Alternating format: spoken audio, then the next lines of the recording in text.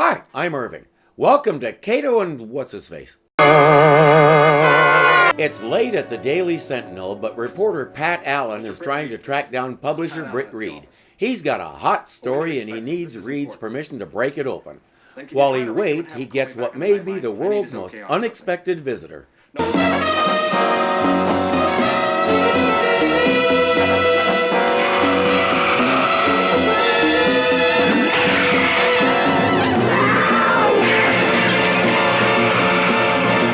A leopard was reported to have escaped from the zoo that night, so it's not much of a stretch to put that escape and this attack together. The only question would be why it attacked him and not the cleaning lady too. Mike Axford is taking it badly as he cleans out Pat's desk. He was really keyed up about that story he was working on. I wonder what it was. Kato said when he... Where'd that come from? It fell out of this package of cigarettes. They were Pat's. What is it? Looks like a miniaturized transmitter. Type that are used in space capsules. About then, they're interrupted. Mr. Melvin is the leopard keeper at the zoo. And I want to tell you that Flora couldn't have killed your reporter. Couldn't? Well, she's 18 years old, Mr. Reed. She's lost most of her teeth, and her claws are worn down to nubs. If she were still in the jungle, I don't think she'd be alive. I'll bet she's hard of hearing, too. While he and Mike argue, Reed makes his exit. Where will you be? At home. I'll be back in about an hour. And what does that do? Well, I think you got a pretty tight case, Captain. I'll send one of my deputies over in the morning. Yes, I'll be waiting for your letter. It gives Scanlon a headache. Okay, then. They meet at Reed's house the usual way. R2-D2 announces Scanlon's arrival.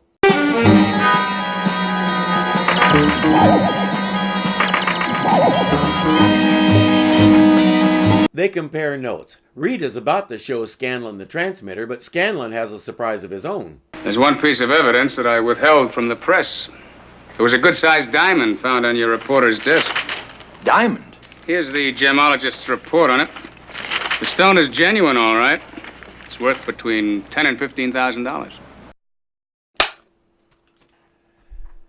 Reed shows him the transmitter and says, "Watch what it does."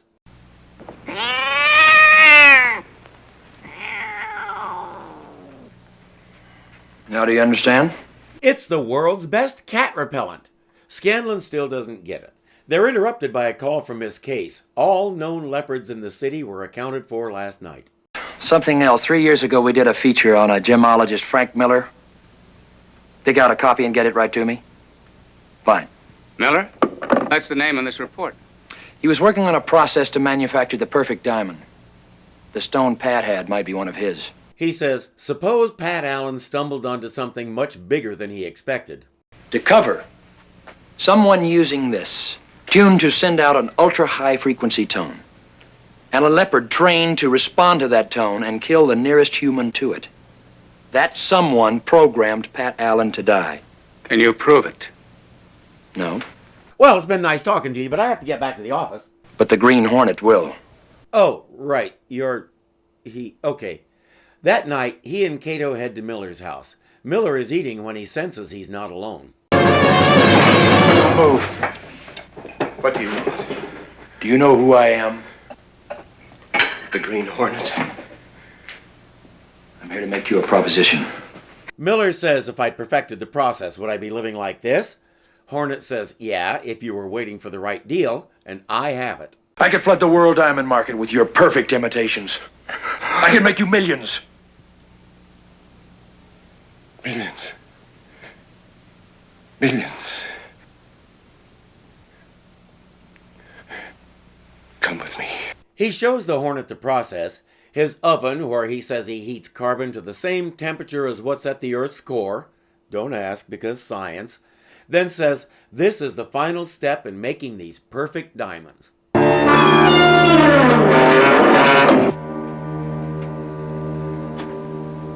That's a walk-in freezer. I don't know of any diamond-making process that requires a freezer. He's not really going to try and pull that old trick on the Green Hornet, is he? This is the final step. 50 degrees below zero. When he's not making diamonds, he rents it out to Mr. Freeze. They're beautiful, aren't they? Don't touch them. No. Their extreme cold would rip the flesh from your hands. I'll get you something that you can handle them safely. Look out, he's going to slam the door and lock you in there. Let me get one for you. Or not. But if the Green Hornet can't see the potential for such a move, he's really not paying attention. There. Isn't it beautiful? Examine it. Look at it. Have a good look at it. Examine it closely. Pay attention, Green Hornet.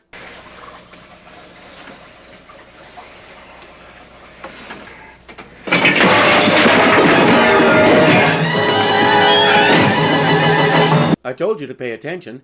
Miller runs out, jumps in his car, and takes off.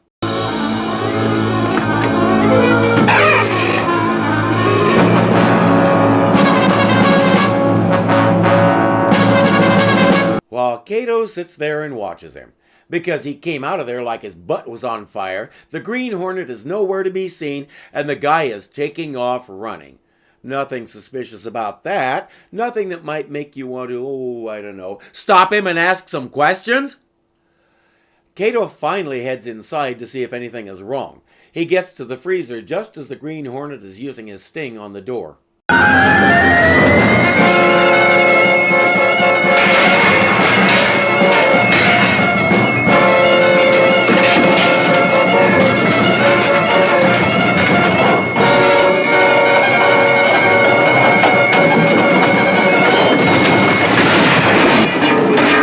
What is that thing? How does it work? We don't know any more than we know why he does this stuff. We're just supposed to buy that it can do that. They hop in the Black Beauty and head after Miller, using the scanner to find him.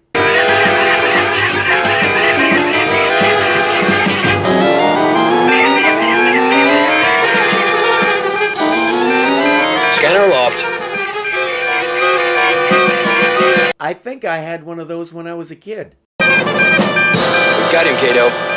Coordinates 2, 47, and 19.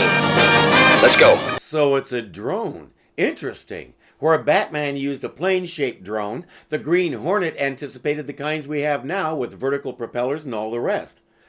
They follow him to a big house. I've been here before. It's Britt Reed. The widow of Bella DeLukens lives here. He was one of the wealthiest diamond merchants in the world. Inside, a big meeting is taking place. No, I'm here. Nobody else is going to interview. Gentlemen, please let's come to order. May I begin this meeting by expressing my regrets to Professor Miller. I know it was a trying experience, but we hope well worth it. Before they can really get rolling, something else comes up. Requested information in the month... What was that? Only a pet, gentlemen. And also my burglar alarm. So much for stealth.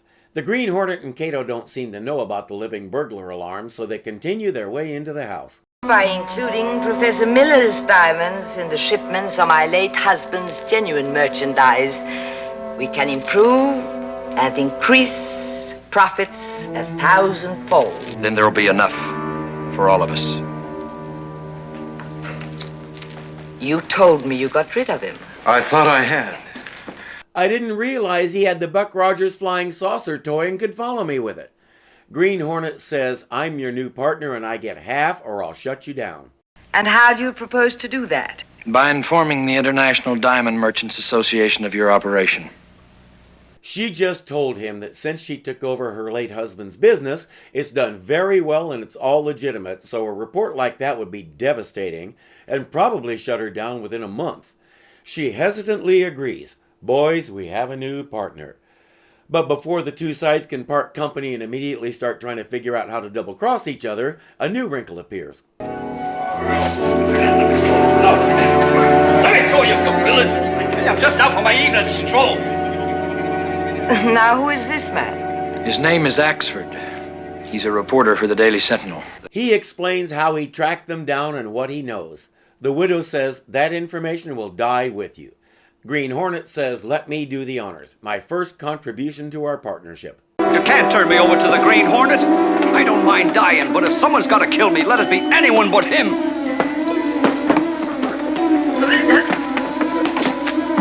We'll take him. That tells us how much they trust the Green Hornet. Outside, they discover she's released the leopard. The Green Hornet says, we'll have to make a stand here. That thing can outrun all of us. Axford panics and takes off running. Axford, the cat's after you. Axford. Axford is too freaked out to register what the Green Hornet is saying, so he keeps running until the leopard catches up with him.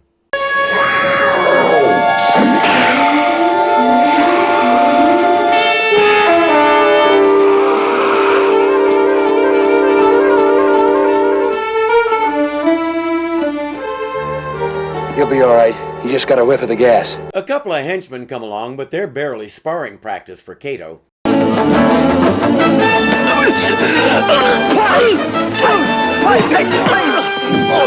I'll say it again. Bruce Lee is so underused in this show so far. Driving and answering the phone are not his defining characteristics. The Green Hornet says, okay, let's get back to the house and wrap this up. This should be fun. You're a 14-karat hero, Mike. We don't get to see it? Here's an interesting idea. Cut out all the padded scenes of Reed driving, Scanlon driving, and all that extraneous fluff that's just used to fill out the runtime and show us the actual fight. Show, don't tell. But that blasted Green Hornet. First he knocks me out with the green gas, even though it saves my life. Then he leaves that gang tied up for me like a gift package. Makes me wonder if he's as bad as I think he is. He's right there. You could ask him. Oh, right. You don't know that. Reed and Miss Case share a knowing look, and that's that. I think I'm starting to see why the show didn't do better than it did. So far, the direction is pretty poor, with scenes sometimes lasting half a minute that are nothing but people driving from point A to point B, walking from point A to point B, or running from Leopard A to point B. It's fine to have establishing scenes like those sometimes, but these are all way too long. If they cut each of those down by, say, 20 seconds, they would have had plenty of time to show us a final fight scene where Bruce Lee could finally let himself go a little. Instead, we get all the padding plus a headline. It's a bit anticlimactic, kind of a letdown.